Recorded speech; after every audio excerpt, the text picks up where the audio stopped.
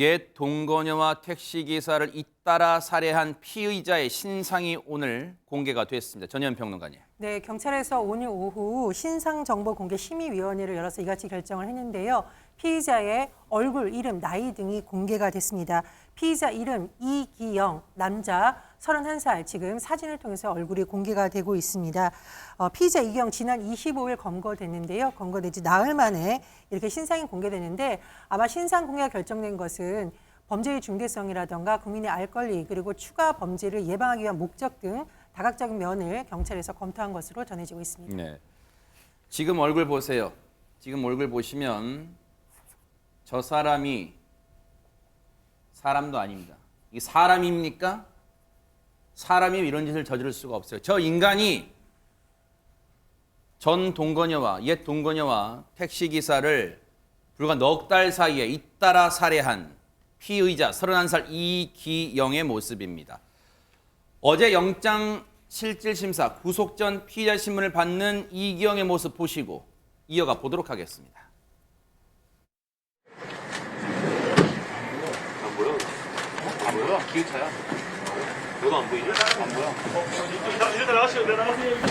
택시기사 살해는 계획하신 건가요? 추가 범행은 없나요? 전 여자친구를 왜 살해하신 거예요? 피해자들 돈은 어디에 쓰셨어요? 살해하실 목적으로 데려가신 건가요?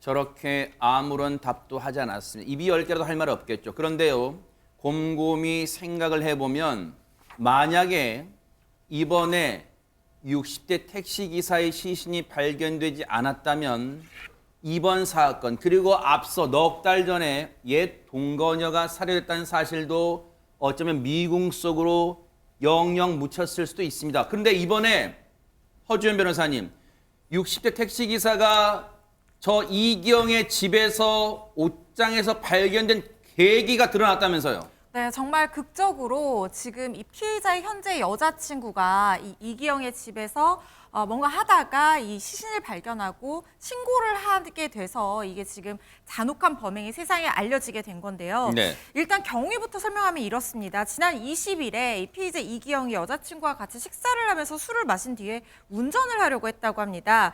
여자친구가 음주운전하지 마라 이렇게 말려서 다투기까지 했다고 하는데 그걸 뿌리치고 굳이 음주운전으로 가다가 접촉사고를 낸 뒤에 이 희생자인 택시 기사를 데려와서 둔기로 살해를 했고 시신을 옷장에 유기를 했다. 이게 알려졌었잖아요. 그런데 이 묻힐 뻔했던 이 잔혹한 범행이 사실 이게 세상에 드러나게 된 게 바로 이 현재 여자친구의 112 신고 덕분이라는 얘기는 제가 말씀드렸는데요. 피해자 현재 여자친구가요. 집에서 이제 고양이를 키우는데 고양이 사료가 떨어지니까 이 사료를 찾기 위해서 온 집안을 뒤져봤다고 합니다. 그런데 끈으로 묶여있는 옷장이 하나 있었던 거예요. 이 사료를 찾기 위해서 이 옷장 문을 열었다가 짐들 속에서 이 숨져있던 택시기사의 시신을 발견하고 엄청난 충격 속에 빠져서 경찰에 신고를 해서 이 범행이 세상에 알려지게 된 겁니다. 만약에 지금 동거녀, 지금 여자친구인 저 여성분의 용기를 낸 신고가 없었다면 앞서 말씀드린 것처럼 이번 사건, 이 사건, 지금 택시기사가 살해돼서 시신으로 지금 저 옷장 속에 있던 이 사건과 그리고 앞서 넉 달 전에 옛 동거녀가 살해돼서 유기됐다는 이 사건 둘 다 묻힐 수도 있었습니다. 그런데 최명기 원장님 보세요. 옛 동거녀와 이 동거를 시작한 지가 지난 4월입니다. 올해 4월이에요. 그리고 넉 달 만인 지난 8월에 살해를 합니다. 다투다가요.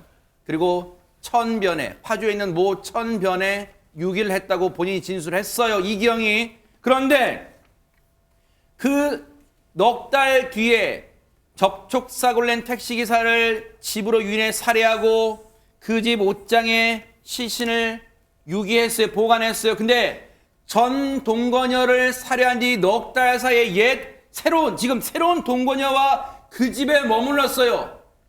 이거 정말 생각만 해도 소름 끼칩니다. 최근의 살인부터 먼저 제 추측을 설명해 드리게 되면은 현재 살인을 저지른 상태이기 때문에 조금만 접촉사고라도 경찰과 문제가 되면은 본인이 위험하다고 생각했을 겁니다.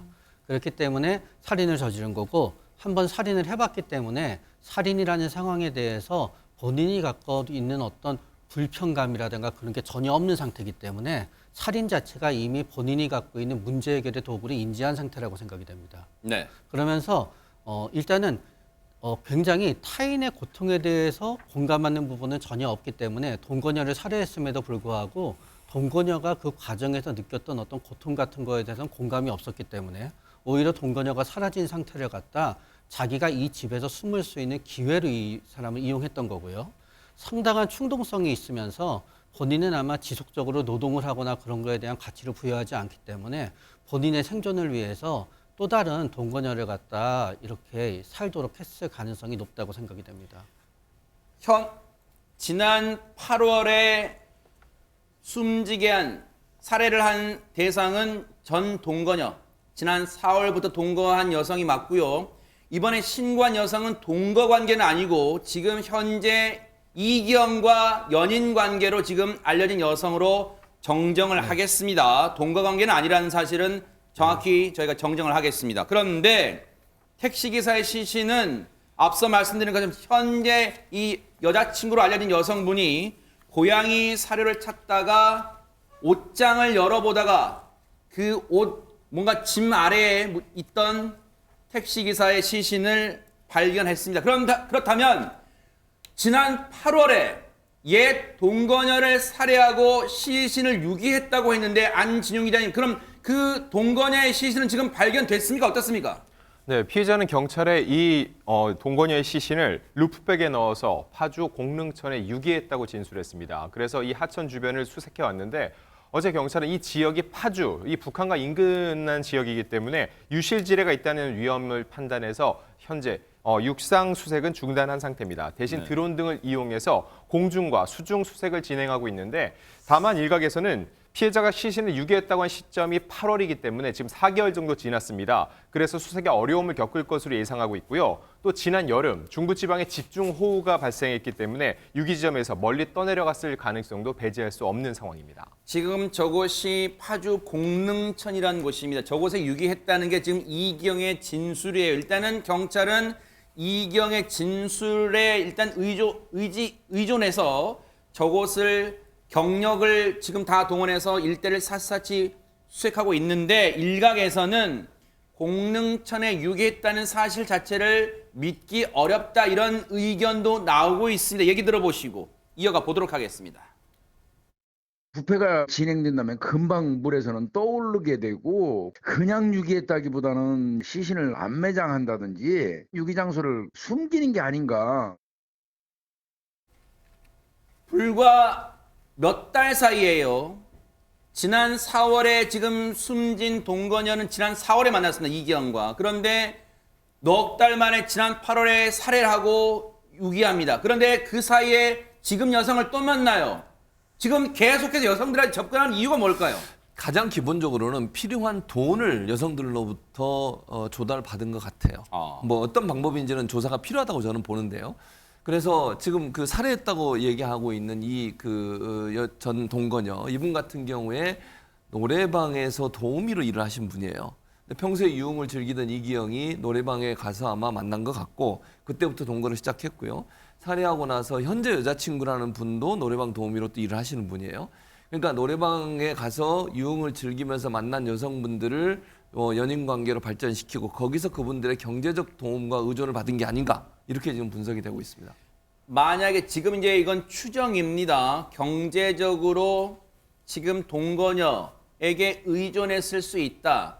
근데 여기서 의문이 들어요. 그렇다면 그 경제적으로 의존했을 대상인 동거녀를 허주연 변호사님 왜 살해했을까요? 그 부분이 납득이 잘 안 돼요. 일단 지금 가해자 이기영은 다 우발적이었다라고 주장을 하지만 그걸 다 믿을 수는 없을 것 같고요. 일단 원하는 만큼 생활비를 주는 것도 한계가 있을 수 있잖아요. 그래서 이 피해자를 살해하고 자기가 원하는 대로 이 거액을 가져다가 피해자의 돈이나 신용카드를 쓰고 싶어서 이렇게 했을 가능성을 배제할 수가 없습니다. 왜냐하면요. 지금 범행 직후에 피해자의 신용카드로 거액을 사용한 사실들이 확인이 되고 있는 상황이거든요. 지금 피해자를 동거녀를 살해한 것이 지난 8월 초 정도로 지금 추정이 되고 있는데 이 이기영의 진술에 따르면 생활비 때문에 집안에서 이 자전거 수리 중에 다툼이 생겨서 홧김에 둔기를 집어 던지니까 피해자가 사망했다. 이렇게 얘기를 하고 있지만 범행 직후에 시신을 굉장히 주도 면밀하게 유기를 했고요. 그리고 바로 신용카드로 거액을 사용을 하고 다닙니다. 또 집 내부를 감식한 결과 벽에서도 꽤 오래된 핏자국이 발견된 게 있다는 거예요. 그래서 이게 이런 정황 증거들을 종합해 봤을 때는 우발적으로 홧김에 다투다가 범행을 저질렀을 가능성만 두고 수사를 할 수는 없을 것 같고 계획적으로 주도 면밀하게 이 피해자에게 신용카드 같은 것들을 마음대로 사용하기 위해서 범행을 저질렀을 가능성 배제할 수 없어 보입니다. 여기서 이해가 안 되는 대목은 또 있습니다. 주도 면밀했을 것으로 추정되는데 오히려 이 부분은 주도 면밀하지 못했던 거라고 판단돼요. 왜냐하면 안진용 기자님, 살해 후 옛 동거녀를 살해한 이후에도 그 동거녀의 신용카드로 이것저것 거액을 결제했지만 이번에 60대 택시기사를 살해한 뒤에도 그 택시기사 명의의 신용카드로 여러 일들을 벌였잖아요. 막 마구저기 여기저기 썼잖아요. 그 부분은 어떻게 봐야 돼요? 네, 이 신용카드를 단순히 결제했을 뿐만 아니라 대출까지 실행을 했습니다. 그 피해 금액은 무려 7천만 원에 이릅니다. 아하. 택시기사의 신용카드로 약 5천만 원을 편취했고요. 동거녀의 신용카드로는 약 2천만 원을 사용했습니다. 말씀하신 대로 주도 면밀하지 않은 게 아닌가 생각할 수 있는데 그 반대로 이들이 사라진 후에 주변을 찾을 거 아닙니까? 일부러 이런 생활 반응을 남기기 위해 사용한 것이 아닌지도 의심해 볼 수 있습니다. 그럴 수도 있어요. 관련해서 경찰 얘기 들어보시고 이어가 보도록 하겠습니다. 술 사먹은 것도 있어요. 반지 사고 5천 몇백 될 거예요. 거의 삶을 포기하고 그렇게 생활했을 수도 있다. 뭐 여러 가지 추정은 나올 수 있겠습니다만 아직은 경찰 조사가 완전히 나온 게 정리된 게 아니기 때문에 지금은 조심스러운 추정일 뿐입니다. 그런데 두 사람을 지금 잇따라 살해했단 말에 불과 넉 달 사이에 최재범 교수님 예. 살해 수법은 혹시 비슷한 거 어떻습니까? 아니라고 보여져요. 경찰의 발표에 따르면 이게 동거녀를 살해할 때 썼던 살해 도구는 발견이 된 걸로 보입니다. 근데 두 번째 살해에 대해서는 그 공릉천에 그 동거녀 살해한 시신을 유기를 했잖아요. 그때 같이 버렸다고 지금 얘기를 하고 있어요. 그래서 그 부분은 아마 이제 살해 도구를 찾아야 된다고 저는 보이지는데 아마 그 시신을 함께 수색하면서 도구도 함께 찾아야 되는 상황이 됐다고 볼 수 있을 것 같고 허주현 변호사 아까 얘기했지만 이기영이 뭐라고 얘기하냐면 자전거를 수리하다가 생활비 문제로 다퉜고 집안에 도구를 던져서 살해를 했다는 거예요. 이것도 좀 말이 안 돼요. 어떤 도구를 던졌는지 또 도구를 던져서 맞았다고 해서 살해까지 이루어질 수 있는 건지 하는 분의 의문이 있어서 이 부분도 경찰의 조사가 좀 더 추가적으로 이루어져야 될 것으로 보여집니다. 왜냐하면 경찰이 이기영의 집, 사실은 엄밀히 말하면 지난 8월에 숨진 동거녀의 집입니다. 그 집은.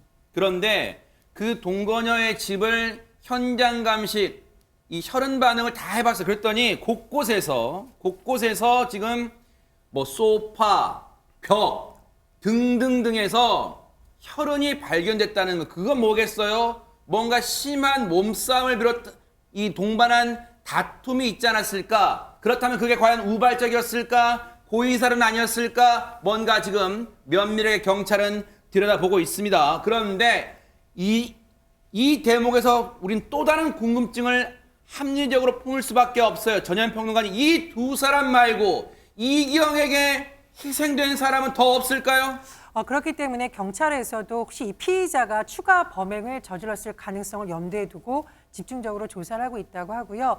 특히 이 경찰이 아파트 내부를 조사를 해보니 여러 곳에서 혈흔이 발견됩니다. 캠핑용 손수레 말씀해 주셨지 벽에서 발견되는데 이 혈흔이 이미 희생이 된 두 사람의 것인지 아니면 다른 사람의 것인지 확인을 해야 되기 때문에 그 감식 결과는 안 나왔어요? 아직은 안 나온 것으로 전해 있는데 일단 국립과학수사연구소에 감식을 의뢰한 것으로 전해지고 있습니다. 네. 그런데 피의자가 이거는 동거녀의 시신을 운반하는 과정에서 생긴 혈흔이다. 즉 추가 범행 여부에 대해서는 부인하고 있는 것으로 전해지고 있습니다. 자, 이런 가운데 오늘 이기영의 신상이 지금 앞서 보신 것처럼 나이와 이름 그리고 얼굴 사진까지 다 공개가 됐는데 아울러 허주현 변호사님, 경찰이 이기영에 대해서 사이코패스 검사를 진행하겠다는 거예요. 사이코패스 검사를 왜 진행하는 거? 이게 무슨 형량과 관련이 있습니까? 어떤 겁니까 이게? 결론적으로 말씀드리면 형량에 영향을 미칠 가능성은 낮아 보입니다. 이 검사를 진행하는 이유는 범행 동기라든가 뭐 재범 가능성, 잔혹성 이런 범행의 자세한 경위를 파악하기 위해서 조사를 하는 거고 이게 재판 과정에서 판사님이 판단을 하실 때 참작 사유는 될 수 있습니다. 그렇지만 이게 공식적으로 어떤 심신미약이나 심신상실의 어떤 정신장애로 기준이 되어 있는 것은 아니고요. 그리고 정말 중요한 것은 이 범행 당시의 어떤 심신상실이나 심신미약 상태여야 하는데 사이코패스라는 점이 반드시 심신상실이나 심신미약 상태라고 결론 지을 수 있는 것은 또 아니거든요. 그렇기 때문에 이것은 일흥의 참고 자료일 뿐이지 이게 형량에 영향을 끼칠 가능성은 사실상 없다고 보시는 게 맞을 것 같습니다. 앞서 어제도 저희가 이 시간에 그 CCTV 영상을 보여드렸고 어떤 거냐면 앞서 이기영의 지금 현 여자친구가 얘기를 했죠. 범행이 있던 날 여자친구의 가족과 이기영이 식사를 합니다. 그리고 음주를 해요. 그때 음주를 하지 말라고 말립니다. 근데 그 문제로 다퉈요. 근데 결국은 차를 몰고 나가요. 그러다가 결국 택시기사와 접촉사고를 내는 장면이 이 CCTV에 포착이 됩니다. 저 골목에서 나옵니다. SUV 차량이 나오는데 저 나오는 차량이 이기영 탄 차량이고 이제 부딪히는 차량이 바로 그 살해된 택시기사가 모는 택시가 부딪힙니다. 이후에 이기영이 잠시 몇 미터를 가져 차에서 내립니다. 내린 이후에 해당 택시기사와 몇 마디 나누는 듯한 모습이 포착됐고 이후에 이기영의 진술대로라면 접촉사고에 대한 합의금을 주겠다. 하지만 현재 수중에 돈이 없다. 그러니 집으로 가서 돈을 주겠다라고 유인합니다. 그런데 결국 거기서 택시기사는 며칠 뒤에 싸늘한 죽음으로 발견이 됩니다. 이 최명기 원장님, 우발적으로 보기에는 왜 집으로 유인했단 말이에요? 뭔가 범행의 계획성, 고의성이 다분해 보일까요? 어떻습니까? 저는 택시기사의 경우에는 범행의 고의성이 다분했다고 생각을 합니다. 그러나 이제 살인자들을 보다가 보면은 마지막 죽이는 순간까지는 죽일까 말까 고민을 하다 죽이거든요.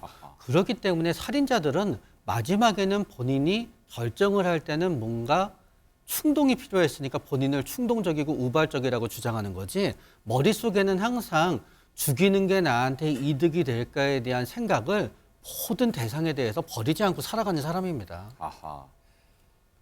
이 사건뿐 아니라 앞서 말씀드린 것처럼 추가적으로 이기영이 벌인 악마 같은 사건이 더 있는지는 반드시 경찰이 밝혀낼 것으로 믿습니다. 이 사건 계속해서 뉴스파이터가 바짝 따라붙어 보도록 하겠습니다.